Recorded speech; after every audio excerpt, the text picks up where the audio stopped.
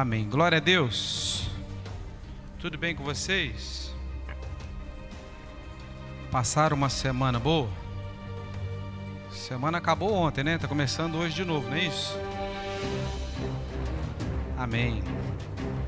Essa semaninha aí, os sinais estão espalhados por aí, né? Você tá reparando, né? Tá glória, né? Jesus está voltando, gente. Abre o olho. Abre o olho, porque as coisas estão acontecendo bem diante do nariz da gente, né? E ninguém está percebendo, né? Tá glória. Né? Muitas coisas estão acontecendo. Um monte de falso ensino espalhado por aí. Teve um essa semana que falou que a gente tem que atualizar a Bíblia, que a Bíblia está desatualizada. Tá, glória. Não, porque a Bíblia está desatualizada. Vocês ouviram isso? Agora eu acho difícil atualizar o sagrado, né? Se é sagrado eu vou atualizar como? É complicado, né?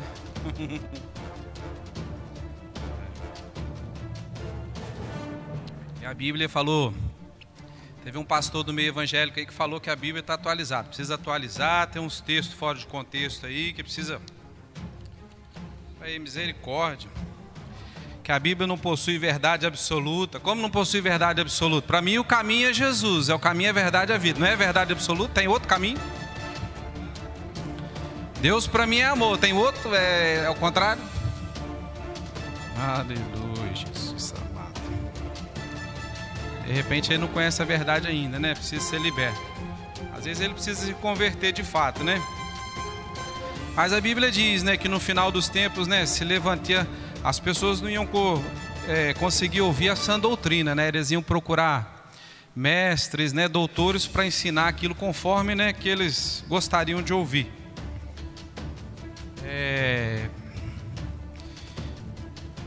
E eles estão tentando, infelizmente, adaptar o mundo, né, os pecados do mundo, tentando adaptar isso no Evangelho.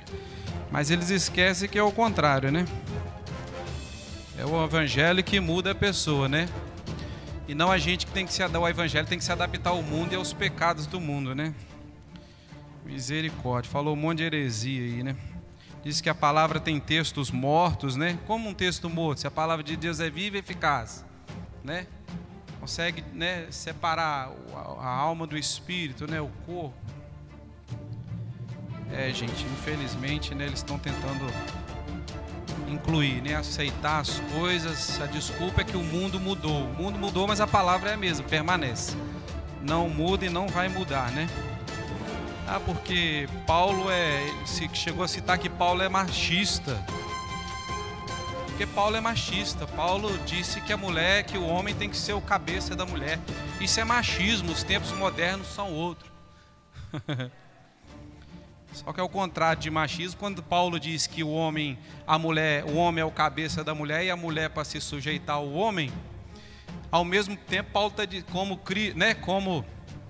e Paulo diz assim: e o homem cuide da mulher, né, se entregue por ela, assim como Cristo se entregou pela igreja. Então a tarefa mais difícil não é a mulher se submeter ao homem, a tarefa mais difícil é o homem se entregar pela esposa, pela mulher. Isso sim, que machismo tem nisso? É as coisas que a gente ouve por aí, né? Mas é o final dos tempos, vão acontecer essas coisas mesmo, né? Coitado de quem está seguindo esses pensamentos, né? Mas vamos lá, vamos para a nossa apostila. Página 8. Entendendo o sermão do monte. Faltou uma palavrinha aí, né? Duas, né? O Monte das Oliveiras. Que às vezes a gente fala assim, sermão do monte, logo a pessoa vai logo para Mateus capítulo 5, né? Mas aí no caso é o sermão do Monte das Oliveiras, onde Jesus vai falar a respeito, né, do fim das coisas, o fim dos tempos, ok? Então vamos lá, abre sua Bíblia lá em Mateus capítulo 24. Ele coloca na apostila aí, né? Para entender melhor esse importante discurso de Jesus, temos que unir Mateus 24, Marcos 13 e Lucas 21 para entender o quadro completo do discurso do Monte das Oliveiras. É a mesma passagem, né? Só que escrita de maneira, cada um escreveu, né, de uma certa forma. mas o sentido é o mesmo. Um texto vai apenas completar aquilo que o outro está dizendo, ok? Mateus 24, a partir do verso 1. Todo mundo achou?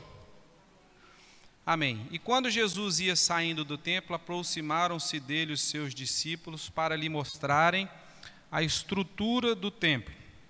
Jesus, porém, lhes disse: não vedes tudo isso? Em verdade vos digo que não ficará aqui pedra sobre pedra que não seja derribada.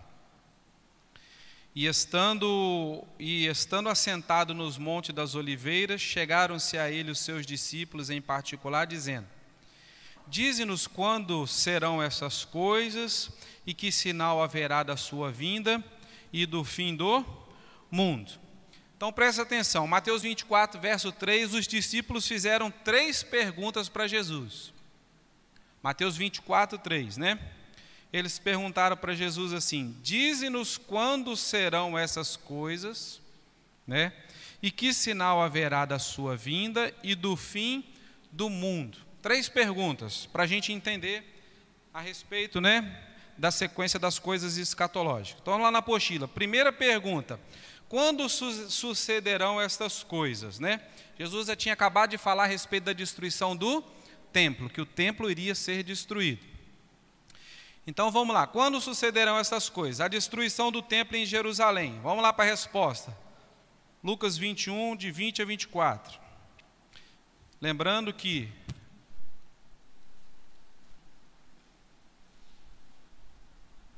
vamos ler aqui, depois a gente complementa. Lucas 21, a partir do verso 20.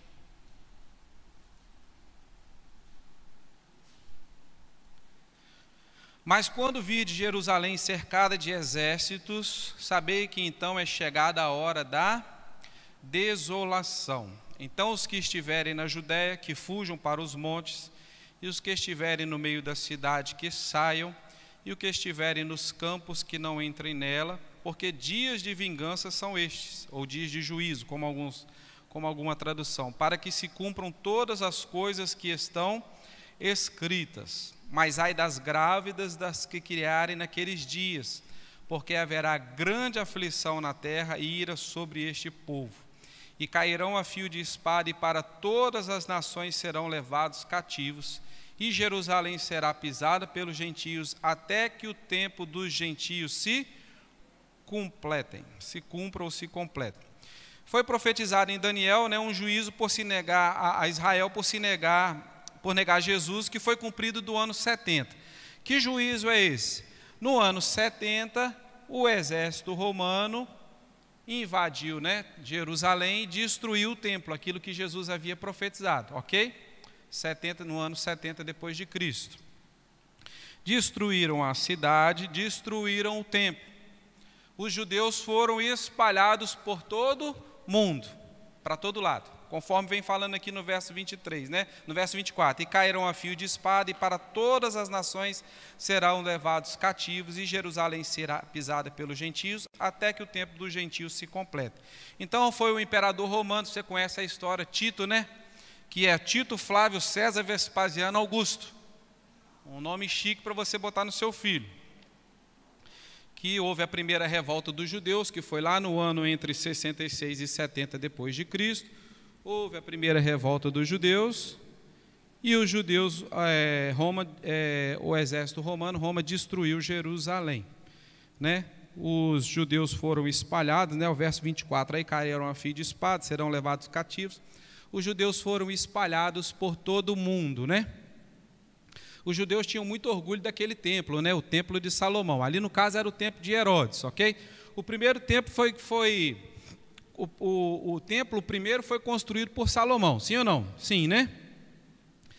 E depois foi destruído por Nabucodonosor, quando a Babilônia invadiu Jerusalém. Levou os utensílios do templo, né? Você lembra de toda essa história. E Nabucodonosor 587 a.C. Depois o segundo templo, que é chamado o templo de Herodes, porque Herodes fez, né, deu uma ajeitada nele, né, começou lá antes um pouco, Herodes deu uma ajeitada nele, mas ficou conhecido como o templo de Herodes. E é esse templo, o segundo templo, que foi destruído pelos romanos. Ainda virá a construção do templo, o terceiro, chamado terceiro templo, sim ou não?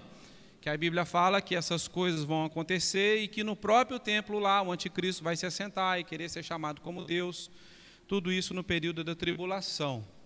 Tem até aí uma foto aí de um local onde foi construído o templo, que era, Jesus estava no Monte das Oliveiras e mostrando para eles. Está vendo ali aquele local onde tem aquela cúpula? Essa foto é de Jerusalém.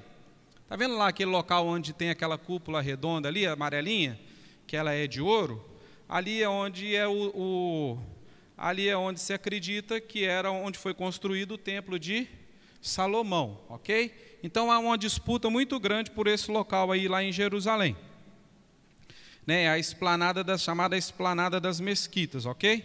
Ali na verdade ali tem esse é o Monte Moriá, é um local sagrado para cristão, para judeus, para o islamismo também, porque ali foi onde se acredita que foi construído o primeiro templo. Ali também se acredita que foi onde Maomé, o líder da religião do Islã, recebeu todas, né, aquelas visões, todas aquelas coisas que ele fala. Ali acredita-se também que era a eira de Araruna, lembra onde Davi ofereceu sacrifício para poder cessar a peste do povo, né? Davi ofereceu sacrifício aí nesse local. Aí acredita que nesse Monte Moriá também é onde foi Abraão ofereceu Isaac como sacrifício. Então é um local muito sagrado e muito disputado, ok?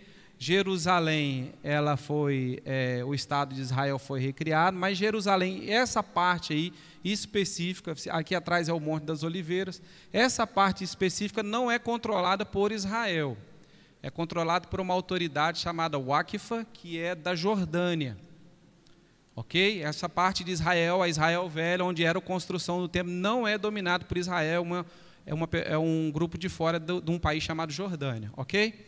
Por quê? O que acontece ali? Quando houve a Guerra dos 6 Dias, lá em 1967, Israel conquistou o controle de Jerusalém, conquistou todo o controle da área, derrotou o Egito, derrotou todos aqueles países lá que se juntaram contra eles. Mas na época tinha um ministro da defesa, Moshe Dayan, né? Ele pegou essa parte, né?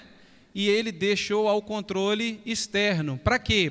A fim de cessar, tentar arrumar um acordo de paz, deixar essa parte que era tão sagrada para as 3 religiões, a fim de tentar um acordo de paz, para que pudesse ter paz. Ele entregou esse controle para um controle externo, ok? Então aí, ali nessa esplanada, ali onde está aquela bolinha dourada, ali é uma mesquita, tem a mesquita de Al-Aqsa e tem a mesquita de Al-Aqsa e tem ali na casa é o Domo da Rocha, né? Aquela parte douradinha. E do lado tem a mesquita de Al-Aqsa, que é um lugar sagrado para o islamismo. Aí dentro não pode fazer orações, cantorias, tanto para judeu quanto para árabes, né? Quanto para a religião do islamismo, ok? Havia um controle até mais rígido ali dentro. As pessoas não podem, você pode caminhar lá dentro, mas você não pode parar, não pode fazer oração, não pode cantar nada, ok? Porque é uma região considerada uma região neutra. No início de tudo, quando essa autoridade jordaniana tomava conta dali, inclusive eles acompanhavam pessoa por pessoa. Se ele visse que alguém estava mexendo os lábios como se fosse fazendo uma oração, a pessoa já era expulsa daquele local, porque não pode, realmente é proibido, ok? O que sobrou desse complexo todo hoje do templo, conforme nós falamos que o templo foi destruído, é o famoso Muro das Lamentações, não é isso que você conhece? Já ouviu falar? Tem uma foto aí também, não tem, Maurício? Olha lá, o Muro das Lamentações. Esse muro não fazia parte do templo. Esse muro é um muro de arrimo, que na verdade, o que Herodes fez? Herodes aumentou a esplanada das mesquitas, ele aumentou o local original. Então ele construiu muros de arrimo para aumentar a área, ok? Para pudesse ficar maior. E um desses muros de arrimo é esse chamado Muro das Lamentações, que é onde eles vão ali para fazer suas orações. O judeu vai até ali. Por que o judeu vai até ali? Porque como ele sabe que naquela parte de dentro era construído o templo, você lembra que existia o Santo dos Santos, que somente o sumo sacerdote entrava lá dentro? Eles não entram lá dentro com medo de profanar o lugar onde era o Santo dos Santos, a não ser porque eles não sabem a localização exata dentro do complexo onde fica. Então tem essas curiosidades, essas particularidades, mas de fato, toda aquela construção que está ali, aquilo tem que sair para dar lugar ao terceiro templo, ok? Isso vai ser uma coisa que vai acontecer, né, na tribulação, né? Vai vir um camarada, o anticristo, ele vai se apresentar ali, porque até hoje não tem solução para aquilo, todo mundo reivindica o local, todo mundo quer para si, né? As 3 religiões querem para si. Então ele vai vir com um plano de paz, a fim de que aquilo seja construído, ok? O anticristo vai dominar, vai reinar naquele lugar ali, né, por um curto período de tempo, vai se assentar no templo, vai exigir adoração somente a ele, né? Vai se proclamar Deus e vai ser no período da perseguição, no período da tribulação, ok? Então tem todas essas particularidades ali. Então é controlado por uma equipe de fora, né?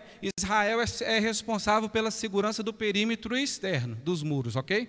Israel controla por fora, agora por dentro é o Acfa da Jordânia que faz todo esse controle lá dentro do complexo chamado, né, a Esplanada das Mesquitas, ok? Então aquilo que Jesus profetizou de fato aconteceu. No ano 70 depois de Cristo, o que aconteceu? O templo foi destruído, ok? O templo foi destruído, né? Depois passaram no lugar onde o templo foi destruído, os romanos construíram um templo a Zeus, que era o deus deles. Depois esse templo foi destruído também. Depois foi construído as mesquitas, né? As mesquitas que tem ali hoje foram construídas lá em Jerusalém. Aí depois vieram várias brigas, gente. Você vai pegar os livros de história, às vezes os vídeos que a gente vê, os filmes, né? Aí você vai ver, aí o árabe dominou Jerusalém, aí depois veio Saladino, aí veio as cruzadas, reconquistaram Jerusalém, depois Saladino reconquistou Jerusalém de novo. Isso é uma briga que não tem fim. Começou lá em Abraão, entre os 2 irmãos, divisão entre o judeu e árabe, está aí estendida até hoje essa, né? Então tem ali, aí Saladino permitiu um pouco a volta dos judeus, depois vieram as outras brigas, as outras guerras, e tá aí, ó, esse camarada que está no meio ali, no meio de todo mundo ali, que era o ministro da defesa de Israel na época, o Moshe Dayan, que teve a brilhante ideia de devolver aquilo ali para um controle externo, ou seja, já era de Jerusalém, eles tinham ganhado a guerra. E ele falou assim, não, como sinal de paz, eu vou deixar aqui as mesquitas de pé e vou deixar aqui e vou entregar isso aqui para um controle externo. Mas, de fato, Israel vai ter que tomar aquilo ali de volta para poder construir o templo. Ok? Vai ser uma briga, vai ser um negócio, né? Mas eles vão arrumar um jeitinho, né? O anticristo vai dar um jeito. Então, Israel que vai construir. Israel vai construir, né? Porque o Messias tem que reinar dali. Mas antes do Messias, antes de Jesus voltar, a gente sabe que vai ter o governo do anticristo que vai, né, utilizar o tempo e vai se autoproclamar como Senhor, como Deus, e vai exigir a adoração, ok? Então é só para você constar, só para você ter que você ver que realmente aconteceu, que o templo foi destruído, né, conforme Jesus havia profetizado. Eles foram espalhados por várias nações, né, vamos virar a página aí. Esse evento é chamado de diáspora, né? Que foi a dispersão dos judeus pelo mundo depois que o Império Romano invadiu Jerusalém e destruiu o templo, né? Aí a parte B do versículo diz assim, Jerusalém será pisada pelos gentios até que o tempo dos gentios se completem. Quando vai ser isso? Olha lá, enquanto Jesus não voltar, Jerusalém continuará sendo sujeita aos gentios e não poderá voltar a ser dos judeus, conforme profetizou Daniel, ok? Em Lucas 19, de 41 a 44, Jesus disse que esta destruição era juízo por não terem reconhecido a oportunidade da visitação, ou seja, o Messias veio, né, habitou entre eles, quis trazer salvação para eles, eles não reconheceram Jesus como Messias, então por isso foi decretado o juízo sobre Israel, e todas essas coisas aconteceram. Então, enquanto Jesus não voltar, querido, Jerusalém continuará sendo sujeita aos gentios, ok? Vamos lá, segunda pergunta, que sinal haverá da sua vinda, né? Está lá em Mateus 24, verso 3, a parte central, a parte B do versículo que nós lemos, né? Então vamos lá, sinal é algo que acontece antes do que é sinalizado, certo? Você recebe um sinal porque você sabe que vai acontecer alguma coisa, não é assim? Então a vinda de Jesus estabelece o fim da história, ok? A vinda de Jesus estabelece o fim da história. Esses eventos estarão acontecendo durante a 70ª semana da profecia de Daniel, né? Daniel 9, 27 vai se referir a esses 7 anos de tribulação. Serão 7 anos de sinais que indicarão a sua volta, ok? Que sinais são esses? Os sinais que nós vamos ver, os sinais que vão acontecer na tribulação, no período da tribulação, porque depois da tribulação, depois dos 7 anos, acontece a volta de Jesus, ok? Pastor, e a igreja? A igreja, antes da tribulação, antes dos 7 anos, Cristo volta para a igreja, que é o arrebatamento, ok? E nós vamos subir para o tribunal de Cristo, tá bom? Só para você conferir aí, abre lá em Daniel, capítulo 9. Depois nós vamos passar semana que vem eu vou passar um estudo a respeito dessas semanas de Daniel, nós vamos ver tudo isso aqui. Abre lá, Daniel capítulo 9. Vou até ler um pouquinho antes aqui para a gente poder entender mais. A partir do verso 24.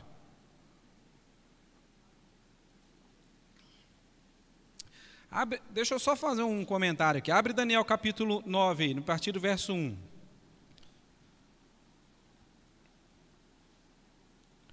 Daniel 9, todo mundo chegou lá? A partir do verso 1 diz assim: no ano 1º de Dario, filho de Assuero, da nação dos persas. Quem está escrevendo isso aqui? Daniel, ok? Daniel, tá bom? Qual foi o exército que levou cativo, destruiu o templo? Foi Nabucodonosor, da Babilônia, não é isso? Aqui já havia passado o reinado da Babilônia, o Israel continuava cativo, ok? E entra a Assíria, que dominou a Babilônia. Então, ela está no 1º ano do reinado de Dario, que era rei dos persas, do Império Persa. No 1º ano de Dario, filho de Assuero, na nação dos Medos e do Persa, né? O qual foi constituído rei sobre o reino dos caldeus. No ano 1º do seu reinado, eu, Daniel, agora olha o que ele fala: entendi pelos livros que o número de anos do qual falou o Senhor. Que livro era esse que Daniel estava se referindo? Lembra que eles estavam cativos, presos, ok? No Império Persa, tá bom? Israel estava preso no Império Persa. Então Daniel começou a ler pelos livros, os livros proféticos, Isaías, Jeremias, é que ele vai citar aqui, né? Do qual falou o Senhor ao profeta Jeremias, que haviam de acabar as assolações de Jerusalém, era de 70 anos. Ou seja, havia passado o cativeiro babilônico e Israel continuava cativo, continuava preso. Mas Daniel foi perguntar, foi ler através dos livros, estava lendo Jeremias, e o que ele entendeu? Olha, eu entendi quando eu estava lendo o livro que o tempo de Israel ser prisioneiro em terra estranha, o tempo do cativeiro era de 70 anos e aquele tempo havia acabado. Então ele vai continuar falando aqui no capítulo, eu não vou ler para a gente ganhar tempo. Ele vai continuar falando assim: então eu orei ao Senhor para pedir entendimento, para pedir sabedoria a respeito desses 70 anos. Por que continuava cativeiro? Porque se o tempo era de 70 anos, né? E o cativeiro então já deveria ter terminado. Então ele vai orar ao Senhor, ele vai clamar ao Senhor para saber, né, o que estava acontecendo. Aí vamos lá para o verso 21. Aí Daniel continua, né? Ele vem falando: Senhor, ouve o povo, ouve a minha oração, né? Fala comigo, me mostra por que nós continuamos cativos, se era 70 anos e esse tempo já acabou. Aí ele vai falar assim, verso 21, estando eu, digo, ainda falando na minha oração, até ali ele estava orando, né? O varão Gabriel, ou seja, o anjo Gabriel, que eu tinha visto na minha visão ao princípio, isso está lá no capítulo 7, veio voando rapidamente e tocou-me a hora do sacrifício da tarde. Aí verso 22, e me instruiu, Gabriel veio para instruir ele, a respeito do tempo que ele estava perguntando, e me instruiu e falou comigo e disse: Daniel, agora saí para fazer-te entender o sentido. Você já descobriu o tempo de cativeiro, que era 70 anos. Agora eu vou explicar para você o que isso significa, ok? Está dando para entender? Vou explicar para você, Daniel, para você entender o que isso significa. No princípio das tuas súplicas saiu a ordem, e eu vim para tu declarar, porque és muito amado. Toma, pois, né, bem sentido na palavra e entende a visão. Assim, aquilo que ele tinha lido nos livros, a respeito do cativeiro, né, o sentido do livro. E entende a visão. Aí ele vai falar assim: 70 semanas estão determinadas sobre o teu povo e sobre a sua santa cidade. Qual que é a santa cidade, gente? Jerusalém. E sobre a santa cidade, para extinguir a transgressão, para dar fim aos pecados e expiar a iniquidade e trazer a justiça eterna e selar a visão e a profecia e ungir o santo dos santos. Ele foi explicar para Daniel. Daniel, na verdade, estava querendo saber a respeito dos 70 anos de cativeiro, que já deveriam ter terminado. O que o anjo fez? Em vez dele falar para Daniel a respeito daqueles 70, explicar aquele tempo, ele trouxe revelação de mais tempo ainda. Em vez dele vir falar a respeito do cativeiro, ele trouxe revelação de mais tempo ainda, das coisas que haveriam de acontecer. As coisas a respeito do fim. O anjo veio acrescentar a ele mais tempo ainda. Ele está querendo saber sobre um tempo, o anjo vai acrescentar mais coisa ainda para ele. Então aqui, quando ele fala assim, 70 semanas estão determinadas sobre o teu povo, ou seja, sobre Israel, ok? O povo de Israel, específico para Israel. 70 semanas estão determinadas sobre o teu povo e a santa cidade que é Jerusalém. Tudo isso que ele falou aqui, extinguir a transgressão, dar fim aos pecados, né, espiar a iniquidade, trazer a justiça eterna e selar a visão da profecia, ungir o santo dos santos. O que ele estava falando aqui? A respeito da vinda do Messias. Do Messias. O anjo começou a revelar a Gabriel quando haveria de vir o Messias. Verso 25, sabe e entende, né? Desde a saída da ordem para restaurar e edificar Jerusalém até o Messias. Lembra que eles estavam cativos. Eles iam sair do cativeiro. Aí ia sair, a cidade estava destruída, o templo destruído. Iria sair uma ordem para a reconstrução do templo e reconstrução da cidade. Então o anjo está falando assim, desde a saída da ordem para restaurar e edificar Jerusalém até o Messias, né? O príncipe, 7 semanas e 72 semanas, ou seja, somando isso, 69 semanas, as ruas e as tranqueiras se reedificarão, mas em tempos angustiosos. Querido, o Gabriel deu exatamente para Daniel a revelação de quando viria o Messias. 69 semanas depois da saída da ordem para reedificar a cidade. Eles estavam presos, cativos lá o reino era do reino dos persas, eles iriam ser libertos, como a gente vai ver, né? Você lembra da a ordem de Dario, a ordem de Ciro, depois foi para Esdras, foi para Neemias, lembra que foi voltando a turma, cada hora voltava um pouco, passava tantos anos, voltava mais pouco, e eles voltavam para Jerusalém e começavam a reconstruir o templo, começaram a fazer as coisas, lembra disso? Então, desde que saiu a ordem, até a vinda do Messias, iriam se passar 69 semanas. Aqui tem algo que a gente precisa entender. Quando fala 69 semanas, a gente tem que entender uma coisa. Quando ele está falando uma semana aqui, é um período de... Não é uma semana literal como a nossa. É um período, uma semana aqui equivale a 7 anos. Por quê? Porque se fossem apenas 69 semanas, não daria tempo para acontecer tudo isso que o anjo Gabriel falou com ele. E depois eu vou mostrar a contagem que de fato. Então, uma semana aqui, de fato, significa 7 anos. Então, 69 semanas você vai multiplicar por 7 anos. Então, vai dar um período de 490 anos. Ok? Mas ele falou que era 69 semanas. Então, naquele período, haveria de ter a reconstrução da cidade, haveria de ter a reconstrução do templo. E quando tudo isso acontecesse, o que iria acontecer? Viria o Messias. Ele estava dando a contagem exata das coisas que iriam acontecer. Até o ungido, querido, 69 semanas, vezes 7 vai dar 483 anos. 483 anos era o que o anjo Gabriel estava falando com ele, ok? Desde a saída da ordem até o Messias botar os pés em Jerusalém, 483 anos. Então, de fato, o judeu prestava muita atenção a respeito de datas. Isso era algo muito significativo para ele. Data, cronologia, né, genealogia, o judeu prestava muita atenção nisso, guardava muito essas coisas. Então, o judeu sabia, de fato, quando seria o tempo da visitação. O judeu tinha tudo para entender que Jesus, de fato, era o Messias, porque foi profetizado e estava escrito. E eles guardavam essas coisas. 483 anos. Aí você vai falar assim, tudo bem, mas e quando que foi a saída do povo? Aí é que começa a divergência da coisa. Porque o povo estava cativo, ok? Já deixei isso claro. Então saíram 4 ordens para que uma parte do povo saísse do cativeiro e retornasse para Jerusalém. Saíram 4 ordens. Saiu a ordem lá de Ciro, né, que fez um decreto para os judeus, autorizando os judeus a reconstituírem o templo.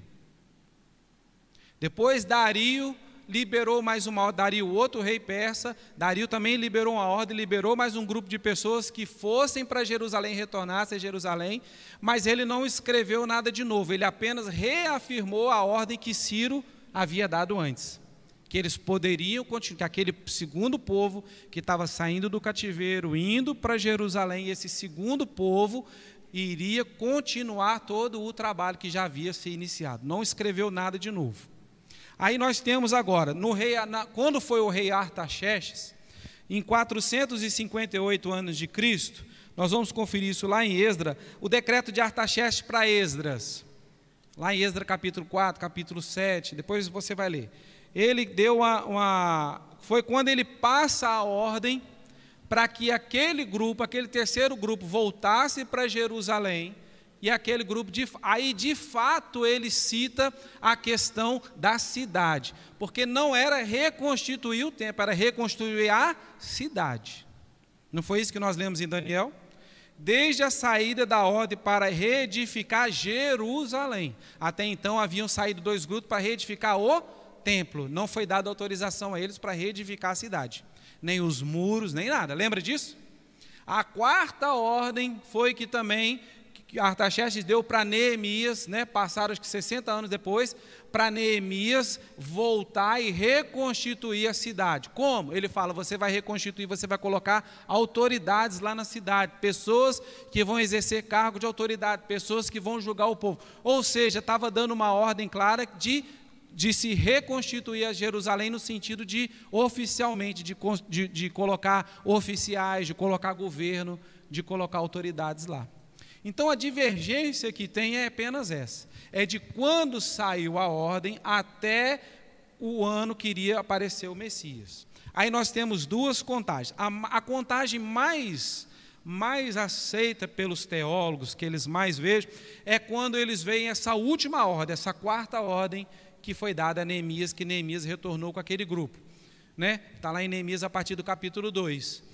Porque isso aconteceu no ano 444 a.C., ok? Então eles pegam esse 444, pegam essa data, eles transformam isso em dias, né? E eles vêm contando, né? Tirando os meses, tirando de lá, ano bissexto, né? Vai fazendo as contagens e vai se chegar no ano 33, que é quando a profecia se cumpre, quando Jesus entra em Jerusalém como rei dos judeus. Uma semana depois ele ia ser crucificado. Então a ordem está dizendo aqui, não é quando Jesus iria aparecer, o Messias iria aparecer como bebê, nascimento, mas que Jesus iria aparecer como Salvador, para se cumprir aquilo que foi escrito no verso anterior aqui. Essa é a fórmula mais usada e mais aceita. Também há outra fórmula do terceiro decreto, né, 458 a.C., a mesma coisa, na terceira vez, né, que Artaxerxes liberou outro grupo para voltar, que foi, no caso, foi Esdras. Aí eles fazem as contas e isso vai cair lá no ano 27 depois de Cristo.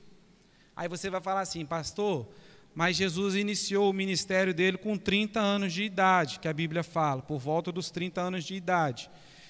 E ele morreu, trabalhou 3 anos e meio, e morreu com 33. Foi a idade que ele morreu. Sim, é isso que a Bíblia fala.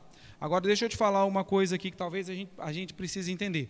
Quando a gente fala assim, antes e depois de Cristo, não significa que Cristo nasceu exatamente no ano 0. Porque quando você vai olhar a história, quando você vai fazer o somatório dos anos, quando você pega lá, a Bíblia fala que quando Jesus nasceu, quem governava a Judéia era um tal de Herodes o Grande, lembra disso? Eu até citei ele umas aulas para trás. Herodes o Grande governou a Judéia do ano 37 anos antes de Cristo até o ano 4 antes de Cristo. Mas Cristo já havia nascido e Herodes mandou matar os meninos, sim ou não? Você lembra disso? Os meninos até 2 anos de idade. Então, na história, os teólogos, a contagem se dá que Jesus tenha nascido por volta do ano 6 antes de Cristo. Antes da virada da contagem. Na verdade, Jesus nasceu o ano 6 antes de Cristo, daquilo que é determinado no Marcos 0. Então, quando cabe lá 27, se você somar 27 mais 6, vai dar quanto? 33. A idade que Cristo morreu, de fato. Entende, querido? Por causa da contagem. Não é que a contagem está errada. As duas contagens vão fazer a mesma coisa. Só que Jesus nasceu, na teologia, quando você vai estudar a história paralela, o ano que Herodes governou de 37 antes de Cristo a 4 antes de Cristo. Ok? Então vai cair na mesma. Mas a contagem mais aceita pelos teólogos é exatamente essa. Começou lá em 444 a.C., aí você vai contar 483 anos, vai dar exatamente no ano 33 depois de Cristo. 33 da era moderna, que foi quando Jesus Cristo morreu. Ok? Então tem toda essa conta. Eu até pensei em botar no slide, mas eu falei, não vou entrar em muito detalhe não, mas na aula que vem eu vou trazer um resuminho mais específico para vocês entenderem. Ok? Então a profecia que Daniel recebeu lá da contagem dos tempos, exatamente, sem tirar nem pôr, vai dar exatamente na época que Jesus morreu, uma semana antes, quando ele se apresentou em Jerusalém, e logo depois, lembra que as pessoas, sacudiam as palmeiras, ele veio montado num jumentinho ao rei ao Messias, não foi isso? A entrada triunfal de Jesus em Jerusalém, vai dar exatamente nessa época. E eles ainda botam a data lá, 25 de março, e por volta do dia 4 de abril foi a época da morte de Jesus. Segundo os teólogos, essas contagens todas que eles fazem.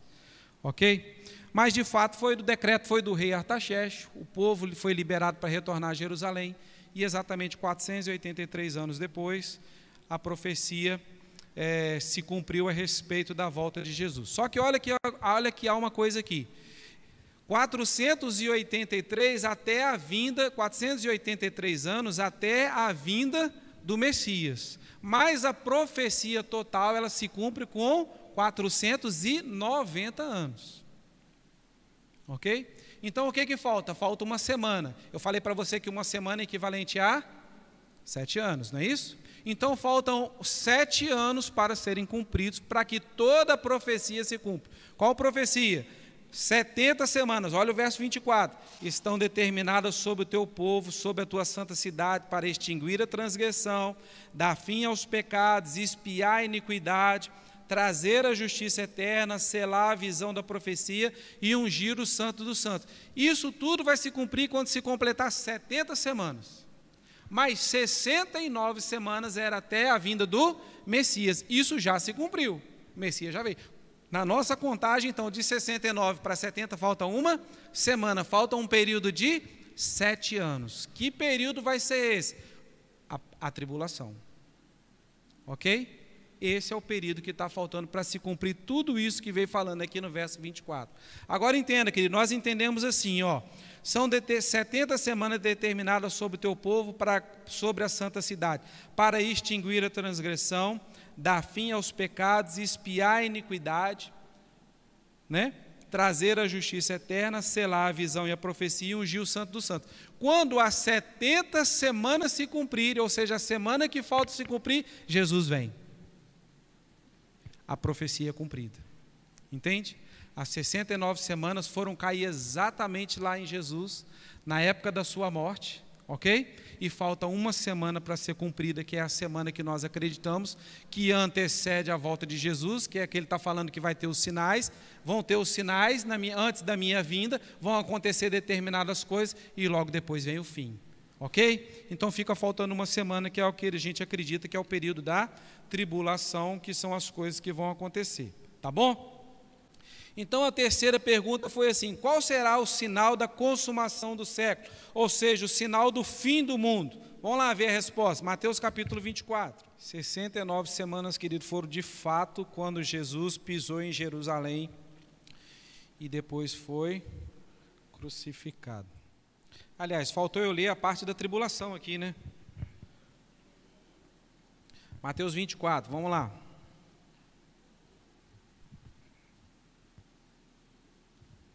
Mateus 24, a partir do verso 7, então. Vamos ler para a gente poder responder. Qual será o final? Que sinal haverá na tua vinda? Os eventos que foram descritos, né? Portanto, se levantará nação contra nação e reino contra reino, e haverá fome, peste e terremoto em vários lugares, mas todas essas coisas são o princípio de dores. Então, onde vos entregar para serem atormentados e matar-vos-ão, e sereis odiados de todas as gentes por causa do meu nome, né? Nesse tempo muitos serão escandalizados. Isso está falando da tribulação, ok? Muitos serão escandalizados e se-ão uns aos outros, e uns aos outros se aborrecerão. E surgirão muitos falsos profetas e enganarão a muitos, e por se multiplicar a iniquidade, né, o amor de muitos esfriará, que é a apostasia, né? Mas aquele que perseverar até o fim será salvo. E este evangelho do reino será pregado em todo o mundo, em testemunho a todas as gentes, e então virá o fim. Quem vai pregar esse evangelho para o mundo todo? A profecia é para os judeus, ok? Quem vai pregar esse evangelho? Você já ouviu falar a respeito dos 144 mil? Esse é o número de todos os judeus, de todas as tribos, que vão pregar o evangelho na época da tribulação durante todo o mundo. Os 144 mil.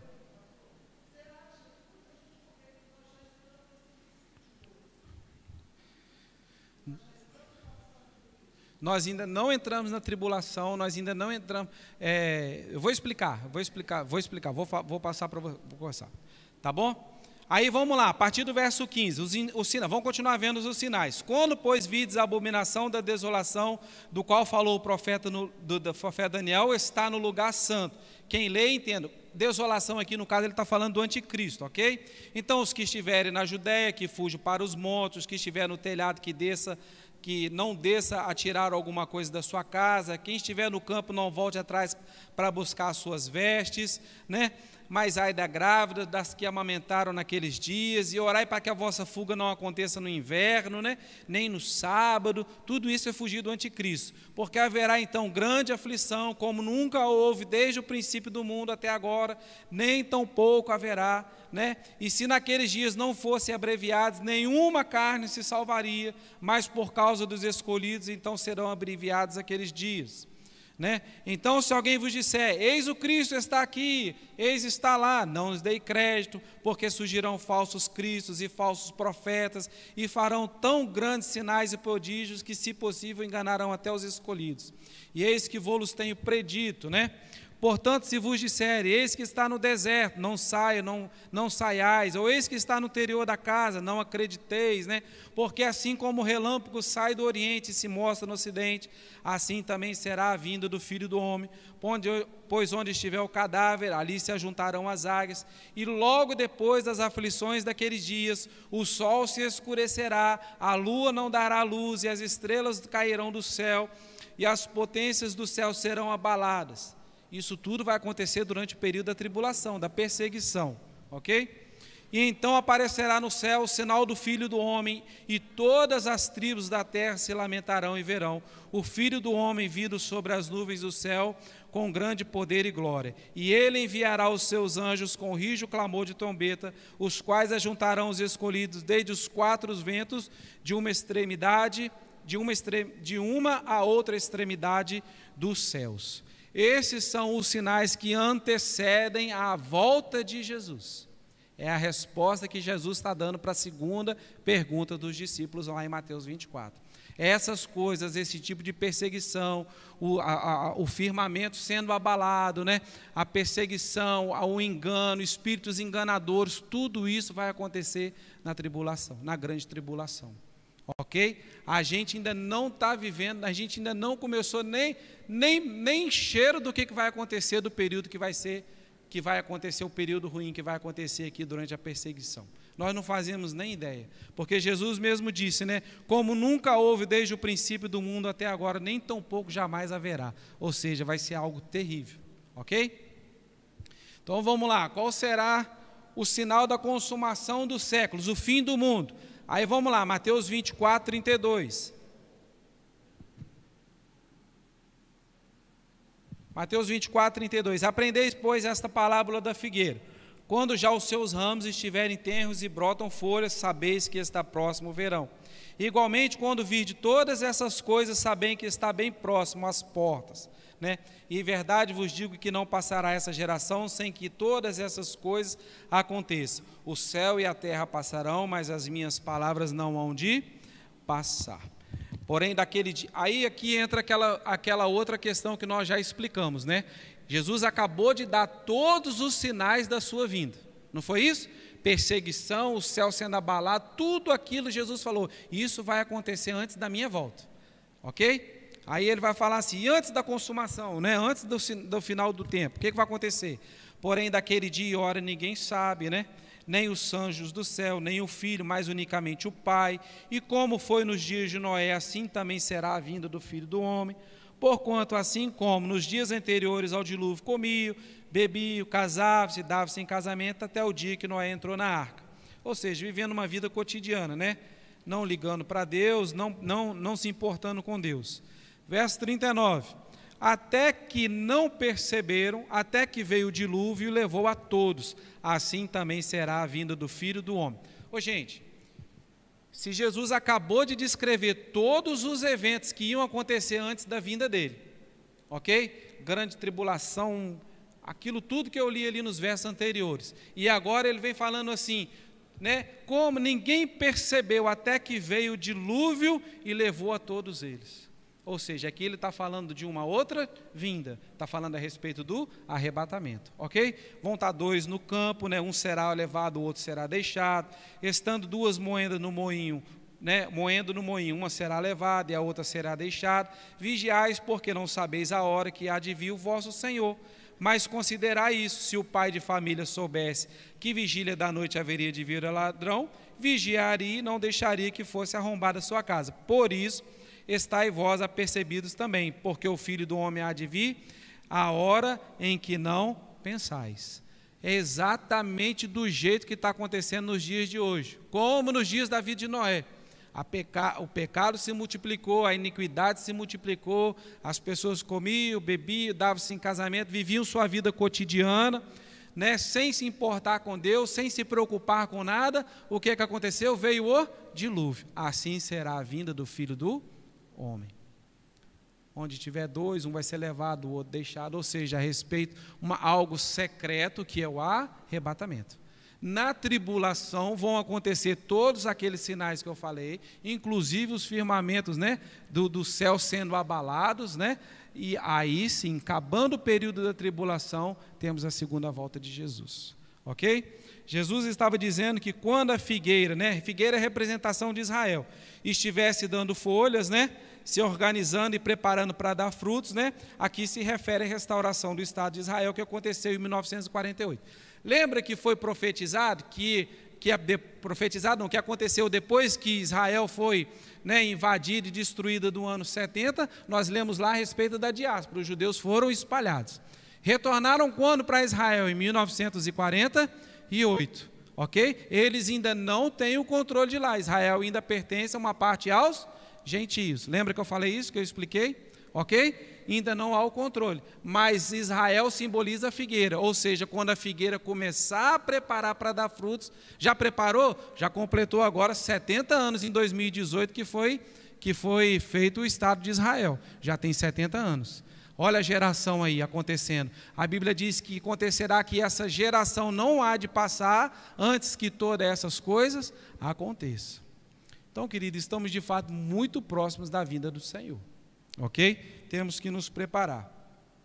Então, enquanto isso acontece, estaria próximo à consumação dos séculos, ou seja, a tribulação. Vai de fato se iniciar um período terrível sobre a terra, que é a tribulação, para que então, depois da tribulação, haja o fim de todas as coisas, a consumação do século. Jesus vem, estabelece o milênio, junto com a sua igreja, e reina sobre a terra, ok? A igreja subiu, a igreja não participa da tribulação, exatamente. A igreja não participa da tribulação. Depois dos 7 anos, Cristo volta com a igreja, volta com seus anjos, depois da tribulação, e estabelece o milênio, ok? E nós vamos reinar com Cristo. Olha lá, a igreja não será pega de surpresa. Por que a igreja não pode ser pega de surpresa? Porque a igreja está sendo avisada. Como a Sandra falou, que citou no estudo passado. Pastor, não tem como ser pego de surpresa, a igreja está sendo avisada. Amém, de fato. É que muita gente está ouvindo, está entrando no ouvido, está saindo pelo outro. Muita gente está vivendo a vida cotidiana igual vivia nos dias de Noé, né? Vivendo de qualquer jeito, sem se importar, sem olhar os sinais acontecendo, né? As coisas que estão ao nosso redor. Né? Tudo isso aí está proclamando a volta do Senhor Jesus. O mundo está se tornando um lugar difícil de viver, sim ou não? Ok? Mas nós precisamos estar atentos. Abre lá, 1 Tessalonicenses, capítulo 5. 1 Tessalonicenses, capítulo 5. A partir do verso 2. Porque vós mesmos sabeis muito bem que o dia do Senhor virá como ladrão de noite, pois que, quando disserem a paz e segurança, então lhes sobrevirá repentina destruição, como as dores de parto daquela que está grávida, de modo que nenhum escaparão. Mas vós, irmãos, já não estáis em trevas, para que aquele dia vos surpreenda como um ladrão, porque todos vós sois filhos da luz e filhos do dia. Nós não somos da noite, nem somos das trevas. No verso 3 ele vai dizer assim: não durmamos, pois, como os demais, mas vigiemos e sejamos sóbrios. A igreja precisa estar atenta. A igreja precisa, de fato, estar se preparando para quando Jesus voltar para arrebatar a igreja. Olha lá, a igreja que detém a revelação do anticristo. 2 Tessalonicenses, capítulo 2, um pouquinho mais para frente. 2 Tessalonicenses 2. Verso 1, ora, irmãos, rogamo-vos pela vinda do nosso Senhor Jesus Cristo e pela nossa reunião com Ele, que não vos movais facilmente do vosso entendimento, nem vos perturbeis, quer por espírito, quer por palavra, quer por epístola, como de nós, como se o dia de Cristo estivesse já perto. Ninguém de maneira vos engane, porque não será assim sem que antes venha a apostasia, ok? E se manifeste o homem do pecado, o filho da perdição, o qual se opõe e se levanta contra tudo que se chama Deus e se adora, de sorte que se assentará como Deus no templo de Deus, querendo parecer Deus. Lembra que nós falamos lá que vai ter que ter o templo? Ok.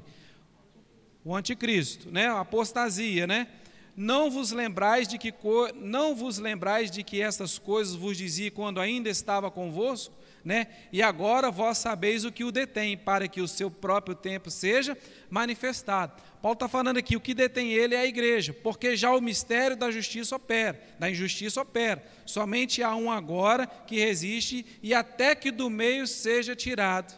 E então será revelado o iníquo, a quem o Senhor desfará pelo sopro da sua boca e aniquilará pelo esplendor da sua vinda. Olha lá, verso 7, porque já o ministério da injustiça opera, somente há um que agora resiste até que do meio seja tirado. Ou seja, Paulo está dizendo, precisa ser tirado alguma coisa para que o ministério da apostasia, para que o iníquo, para que o anticristo se revele. Que coisa é essa?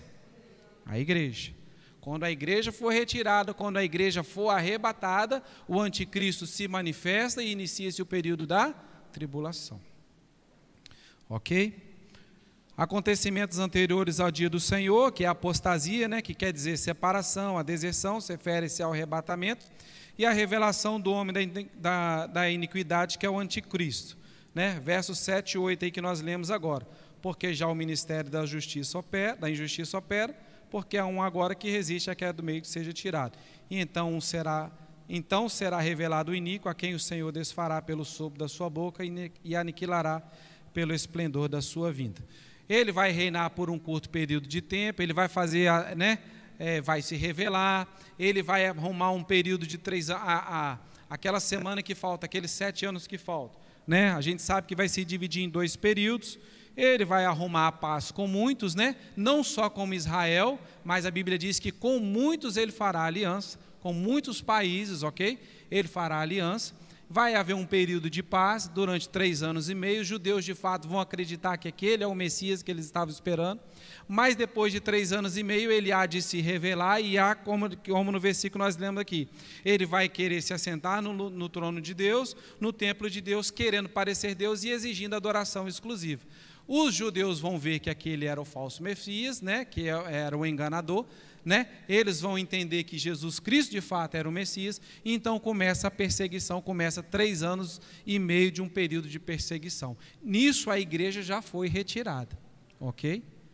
A igreja já foi retirada. Aí começa o período da tribulação, que é o período de 7 anos. Vai haver perseguição, mas vai ter gente que vai ser salva na tribulação? Vai, mas vai ser um período difícil, porque vai ter muita perseguição, muita morte. Quem se opor ao seu governo, né? De fato, ele vai governar, vai reinar. Mas vai ser um curto período de tempo, só que vai ser um período de tempo terrível. Quando aí começam as coisas da tribulação a acontecer, que nós lemos em Mateus 24, né? Todas aquelas coisas de perseguição, cuidado das grávidas, disso, daquilo, afirmamento do céu, aquelas coisas acontecendo. Quando acabar esse período, de fato, Jesus volta e inicia o milênio. Tá bom? Ficou claro? Então vamos parar por aqui. A partir da semana que vem a gente vê. Depois do arrebatamento, sem igreja, né, será revelado o iníquo. Então é a igreja que detém a revelação do anticristo, né? Quando a igreja subir com Cristo, ele ficará livre para operar, para fazer o seu governo aqui na terra. A princípio vai ter 10 reis que vão apoiar o seu governo, né, que são aqueles 10 chifres, que vão dar todo o poder a ele para que ele possa governar ali. Tá bom? Ok? Alguma dúvida? Alguém quer fazer alguma pergunta? Se não, pode me perguntar depois também. E a partir da semana que vem eu explico melhor a respeito dessa questão das 70 semanas de Daniel. Dou uma explicação melhor para vocês. Hoje foi só passando por cima, tá bom? Vai para o seu intervalo, Deus te abençoe.